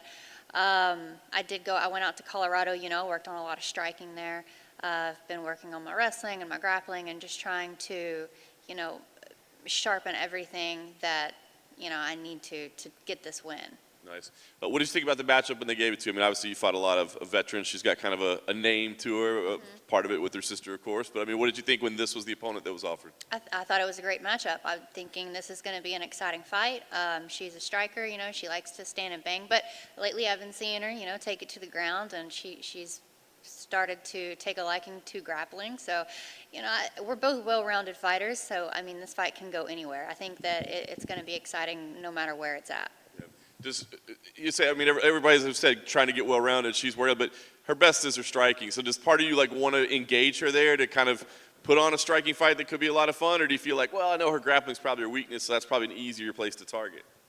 You know, I mean, going into a fight, you want to expose someone's weakness, but I'm excited to take this fight, you know, everywhere. I want to fight her everywhere. So I want to, you know, stand and bang with her, and I want to take her down too, you know, and get a finish wherever it's at, you know. Fighting in Texas, I mean, I guess, you know, once you get in there, it's just a cage, but I mean, is it special? Does that add something to you? Just being closer to home, I think it's exciting. You know, I've fought here a couple of times before, and both times have not gone my way. So I'm here to make this fight, you know, mine, and I want to get my hand raised in Houston for the first time. Last thing for me, I guess, is what, you know, as I said, you've been right there in these losses, you know, arguable some of them. So I mean, is this just about winning at all costs, just getting this kind of streak over with, or do you want to go out there and do so? Because on paper, it looks like it could be a pretty exciting fight. So what's more important to you, to go put on an exciting, entertaining fight, or just to get a win by whatever means necessary? Well, both is important to me. You know, I want to be exciting. I want to go out there and, you know, get a performance bonus. And to do that, you have to be exciting, and you have to finish. You have to have a really exciting 3-round fight, or you have to have an exciting finish. So to me, it's important to do both. I want to go out there and continue to impress the ones that matter, obviously the fans, but Dana, because he likes to see exciting fights and exciting fighters in the cage. So it's important for me to go out there, get my hand raised, but be exciting too. Right. Was there any hesitation to take the fight in Houston, considering your fight against Lauren Murphy? The vast majority of fans thought you won, and even the rest of that card, there were a lot of decisions that people were confused about from the judges, specifically in Houston. So, is there any hesitation to take another fight here? Just a tad bit. I mean, and not because I definitely want to fight in Texas. I love Texas. I'm from Texas. But my reason for just that thought was like, oh man, I mean, I made a statement, and I might be on, I don't know who's judging the fight, I might be on their bad side, I don't know. So yeah, I mean, there was slight hesitation. I'm just like, well, I can't let it go to the judge's hands, And then you obviously have an extensive striking background with your Muay Thai experience. She has a lot of experience in kickboxing and boxing. So how would you compare your striking to hers inside the octagon? I guess it's hard to compare it because I haven't competed or trained against her yet, but I'm sure that I think she's got a little bit cleaner striking than I do, but I think it's still tit for tat. I have a lot of techniques and abilities that some people just haven't seen, and I haven't put out there yet. That I'm going to hopefully in this fight. Andrew over here. What's up, buddy? Hey, Kendrick. How big a deal is it to come out there? You say you want to put on a show. I asked her earlier, what if you went out there and just went for broke and took chances? And she's like, that would be stupid. What do you think about her saying that? Stupid? I don't think it's stupid. You see a lot of fighters go out there, and they take chances, and then they end up getting some crazy finishes. You never know what's going to happen. But for me, it's not that I plan on going out there and doing anything stupid, and just going balls to the wall. I still plan on being smart about my approach, but I just mean I'm going to bring the fight to her, Do you think the fact that you're a better athlete than her, you think that'll play to your advantage? Because she's very technical and kind of, I don't want to use the word robotic, but very plotted out with what she does. Do you think putting pressure on her and making her uncomfortable will be something that you have to do to see what she's made out of? Because she likes to dictate the terms of the pace. I think putting pressure on her definitely help. I don't think she really likes to fight backing up, but she is still, she's still a threat, So, you don't want to just go out there and just, I don't want to just go out there, charge, try to take her down, and then catch a knee on the way in or anything like that. Are you worried about any of her power in her hands? Of course, we know she got kicks and knees. It looks like she has power. I saw her. She's got a good, solid left hand. So, I'm not too concerned though. And of course, being in Houston, how everybody likes a crazy fight. How do you keep your emotions in check? Being from here, you got probably family that's coming to see you. You got people that hadn't seen fights live here in a year and a half. How you going to plan on dealing with all that emotion? Because it's going to be craziness in the air on Saturday night. Just take a deep breath, and take it all in and just make myself relax and stay calm. That's all that I can do, and just enjoy it. I'm here. This is supposed to be fun, So I'm just embracing everything. And final question for me: with this coming on the losing streak, with all the close decisions, is this a must-win for you? Definitely, yes. It's definitely a must-win for me. That's it. Thank you. You haven't had to lose much during your career, so I just wonder what the last two results have been like for you mentally to deal with. Você não teve muitas derrotas na sua carreira, então ele quer saber como é que você lidou mentalmente com essas duas últimas lutas. É um pouco complicado, né? Mas a gente tem que aprender a lidar com isso aí e é a vida que segue, né? Não tem muito jeito. It's a bit complicated, but we have to learn how to deal with it, and life moves on. Yeah. I know at the highest level of the sport, anybody can win and lose on any given night, but is there anything that you take out of the last two fights that you think, hey, I've got to get better at? Esporte de alto nível, qualquer um pode ganhar ou perder, mas tem alguma coisa que você tirou dessas duas últimas lutas que você pode melhorar? Ah, sim, sim, né? Toda derrota é um aprendizado. Acho que eu aprendi muita coisa aí e vou mostrar sábado. We learn a little bit in every defeat, and I think I've learned a lot, and I'll show that on Saturday. Very nice. Quick turnaround, just 2 months. Was that important to turn around quickly, or did it just happen? Voltando a lutar 2 meses depois, essa volta rápida só aconteceu? Foi um interesse? Por que voltar tão rápido?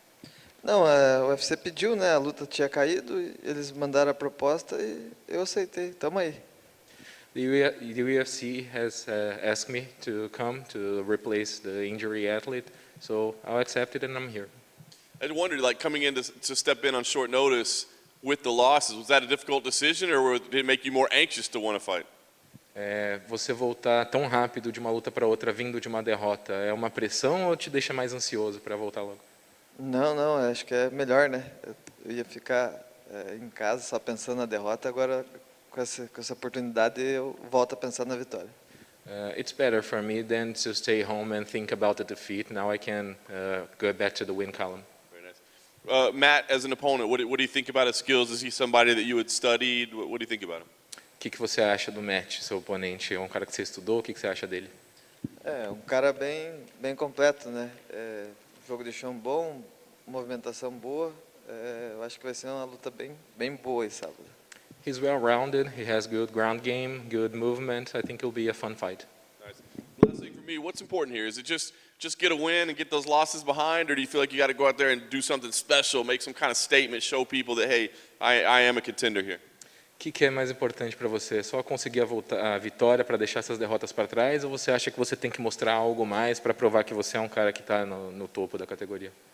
Na verdade eu não penso só na vitória, né? Eu quero mostrar algo a mais, né? Eu gosto da luta boa. Além da vitória, a luta tem que ser boa, né? Não adianta ganhar e, ser uma luta chata que ninguém quer assistir.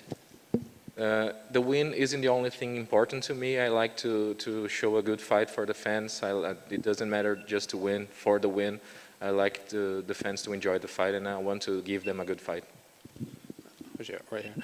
You obviously have a lot of submission victories. Your submission skills are top-notch at flyweight. Matt also has a lot of submission skills in this division. So what do you make of his grappling skill set in the octagon?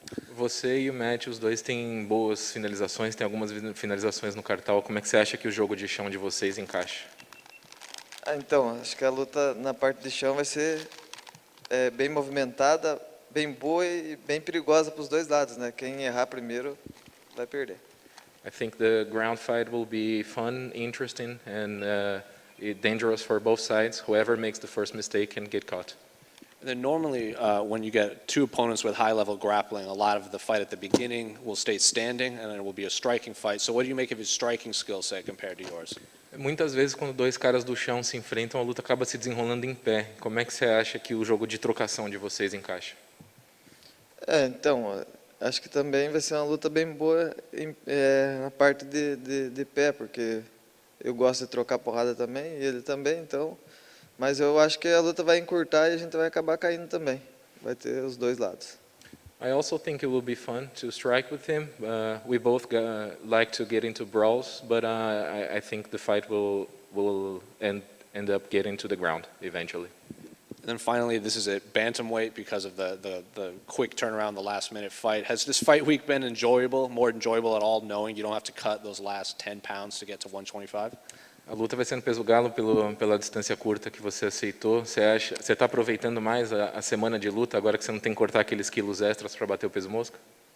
Na verdade, fica ruim também, né? Porque eu estava muito pesado, né? É por isso que a gente fez no peso casado, mas vai dar tudo certo. It's also worse because I was very heavy for this fight. It's not very enjoyable, but it will work out.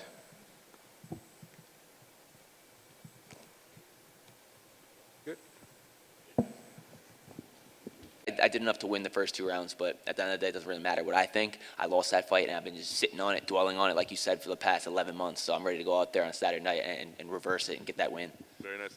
They give you the matchup, Edson Barboza, a guy that's been doing it at a high level for a long time. So what did you think when that was the name? Oh man, I got goosebumps. Got like my hair standing up. I was like, yes, this is one, man. Because after that, I mean, you come off a loss, you don't know what you're going to get offered, you don't know what you're going to get. But to get a name like Edson Barboza right off of a loss, dude.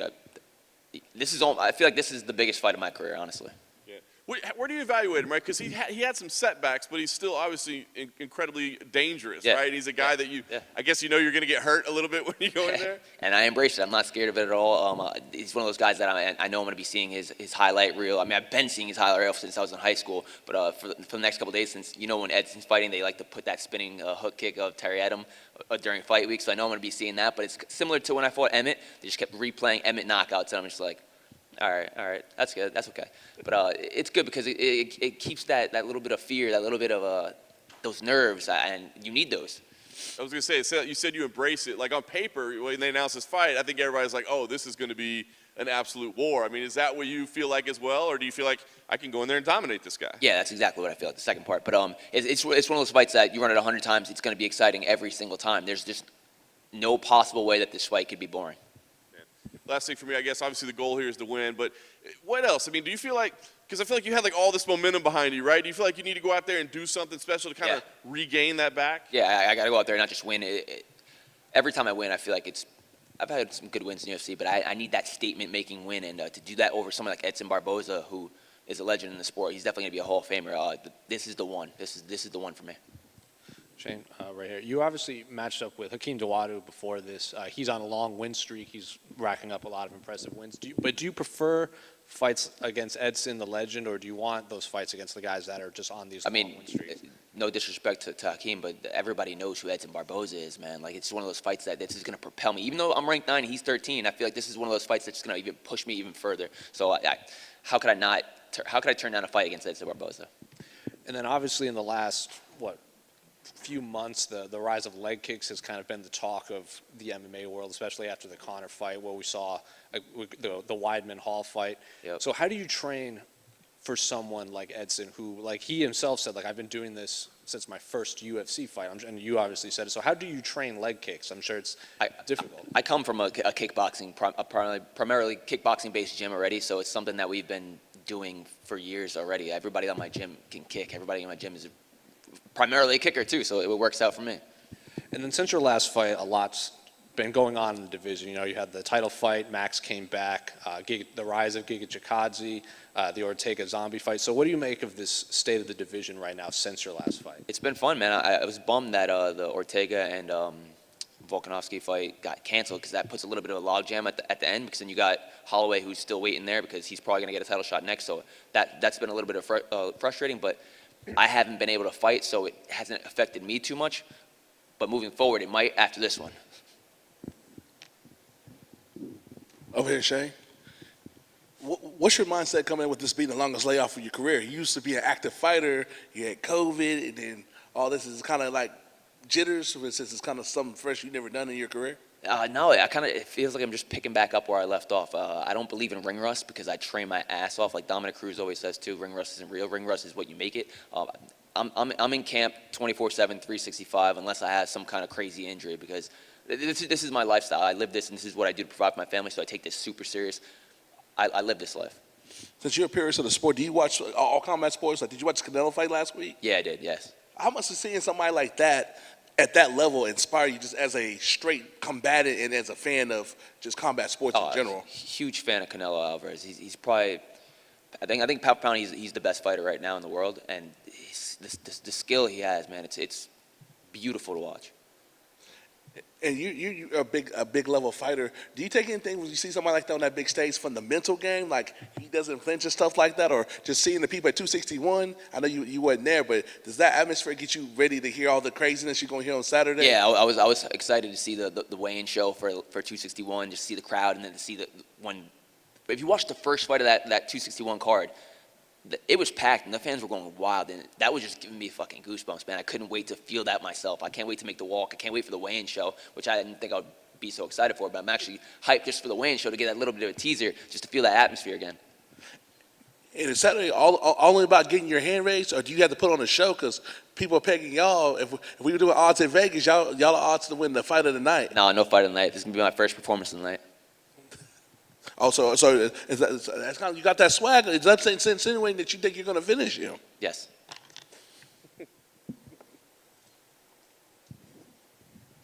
Hey Shane, New Yorker to New Yorker. You know, home's been hit hard. gyms have been closed since, well, they've only been open since August. So what's it going to mean for you to finally have the chance to step onto the mat and compete in front of a packed house, crowds of thousands? Like I said, man, I'm excited to just feel that energy, just feel the crowd. And I got a lot of friends and a lot of family that follow me for all these fights. So as soon as they found out that this one's going to be open to the public, I got a lot of people coming. So to hear them and to see them in the crowd, it's gonna be crazy. Thank you. Thank you, guys. The career has gone pretty well so far. How would he describe his run in the UFC so far? Sua estreia no UFC começou muito bem até aqui. Como é que você descreveria esse seu início na organização? Boa tarde. Sensacional, né? Uma sequência boa de vitórias, trabalhando bastante. Então, sábado é mais um passo rumo ao tão sonhado top 15. Good afternoon. It's spectacular. I've been on a winning streak, working a lot, and Saturday is another step towards the top 15. When it takes 10 years to get to the UFC, I mean, do you imagine that you're going to come in right away and win 2 fights and beat people, or do you worry, like, do I really belong there or not? Demorou 10 anos na sua carreira para você chegar no UFC. Você chegou a pensar assim, o que eu preciso fazer? Será que eu pertenço lá mesmo? Com certeza.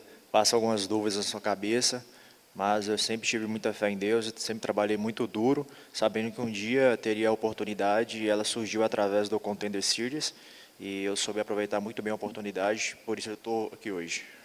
A lot of doubts go through your mind, but you have to keep working hard, thinking that the opportunity might come, and it came through the Contender Series, and I'm very grateful to be here today. Very nice. I know he was supposed to fight in January. I apologize if I missed. What happened that he wasn't able to compete in January? Você estava com luta marcada antes, ele perguntou o que aconteceu que você não conseguiu fazer. Infelizmente eu tive uma lesão, e eu fui no hospital e o médico me afastou da luta. Unfortunately, I had an injury. I went to the hospital, and the doctor prohibited me from fighting. Any surgery, or has it just been rehab to get back? Foi ter que fazer alguma cirurgia? Foi só uma reabilitação? O que aconteceu? Só uma reabilitação e repouso. Only rehab and resting. Fantastic. You end up getting a matchup with Jacare. I mean, obviously a legend of the sport. What happens when they come to you and say, "We want you to fight Jacare"? Jacare é obviamente uma lenda do esporte. O que acontece quando o pessoal chega e fala aí assim, você vai lutar com o Jacare? Eu venho do jiu-jitsu, então a gente sabe a importância que o Jacare tem para a nossa modalidade, mas a gente vai lutar em MMA. E o período dele já teve a oportunidade dele, eu quero a minha oportunidade, e passa que essa oportunidade pode mudar a minha vida, assim como o Contender Series, e eu estou muito bem treinado, muito bem focado, vou fazer uma grande luta e sair com a vitória. Jacare is a legend in jiu-jitsu, and he represents the sport, but we're fighting MMA. He had his opportunity, now I'm looking for my opportunity, and I'm doing the best to beat him now, and this is my time. Is there any chance, though, as you said, I mean, he's a legend, especially in Brazil, so, I mean, is there any chance when you get in the cage, it's like, that's Jacare on the other side of the cage? Como você falou, ele é uma lenda, né? Tem alguma chance de você entrar no octógono ali, ficar de frente para ele, ficar impressionado de alguma forma? Acredito que não. Eu cheguei aqui por mérito total de trabalho duro. No jiu-jitsu eu já lutei contra grandes nomes do jiu-jitsu já. Então eu estou preparado para esse momento, para essa luta, e vai ser uma grande luta. I don't think I'll be impressed. I've got here through my hard work. I've faced tough fighters in jiu-jitsu as well, so I'm just ready for this fight. When you get ready for a fight with a Brazilian jiu-jitsu legend like Jacare, is the game plan, let's just stay as far away from the ground as we can, or is it like, well, I kind of want to go on the ground and show the world that I can beat Jacare in jiu-jitsu? Quando você vai enfrentar um cara como ele, a estratégia é, quero evitar o chão o máximo possível, ou quero me testar, aceito ir para o chão para ver se meu jiu-jitsu bate com dele? A gente vai se testar. We'll go to the ground. Very nice, very nice. I guess last thing for me then, what's the goal here? I mean, does this feel like a big moment in your career? I mean, certainly you want to win, but you win over a legend like that. Do you feel like that's an opportunity to really kind of announce yourself on the scene? Você sente que uma vitória sobre um cara com o nome dele é uma oportunidade de você, de fato, se anunciar para todo o resto da divisão, para os fãs? Com certeza. Se tudo ocorrer bem, sábado a gente sai com uma grande vitória. A gente entra no radar da organização, dos outros lutadores, e bem possível que a gente deve pleitear aí um top 15 da categoria. Então, tudo muda a partir de sábado com a grande vitória. Absolutely. If we win on Saturday, we'll go on everyone's radar, and we're looking for a top 15 next, if we manage to get a great victory. Andre, right here. You mentioned Jacare is obviously a legend of Brazilian Jiu-Jitsu. Had you met him before you had signed in the UFC down in Brazil or in training at all? Você já conhecia o Jacare antes do UFC? Já conheceu ele no Brasil? Já encontrei com ele em algumas competições. Eu tenho até foto com ele quando eu era mais novo no Campeonato Mundial de Jiu-Jitsu. E eu estreiei no UFC São Paulo, onde ele era o card principal. E eu já conheço há tempo já. Então é uma grande oportunidade. Eu espero aproveitá-la ao máximo possível. I've known him for a long time. I even took a picture with him in a World Jiu-Jitsu Championship once. So I know this is a great opportunity. My debut in UFC, he was the main event, so this is a great opportunity for me. And then you said you had no problems going to the ground and grappling with him. To UFC fans, he's kind of the top of jiu-jitsu. So how is your grappling different from his inside the octagon? Você falou que você não tem medo da luta agarrada dele, do chão dele, e obviamente ele é um nome que é marcado pelo jiu-jitsu no UFC. Como é que o seu chão se diferencia do dele? Eu acredito que a gente trabalha de forma diferente.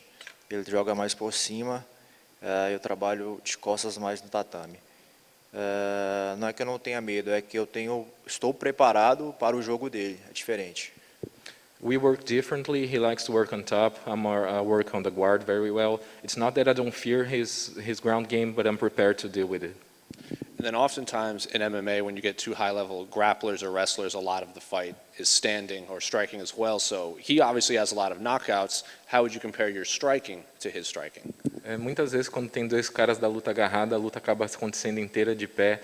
E ele já mostrou que ele tem alguns knockouts na carreira. Como é que você compara a sua trocação com a dele? Bem, eu venho treinando há muito tempo o meu Muay Thai, evoluindo constantemente. E eu acho que tem certas lutas que você tem que trabalhar o jiu-jitsu e outras lutas que você tem que trabalhar a sua parte de trocação. Talvez essa luta possa realmente ocorrer somente em pé, porque é a oportunidade também de me testar. Eu tenho muito a mostrar ainda e quando eu conseguir mostrar todo o meu potencial, vocês vão ficar surpresos. Entendeu? Eu estou evoluindo muito a minha parte em pé e a possibilidade do nocaute é muito grande. I've been working Muay Thai for a long time now, and maybe this fight is standing up for 15 minutes, but I have a lot to show. I'm evolving quickly, and when I'm able to show you guys everything I've got, you'll be surprised.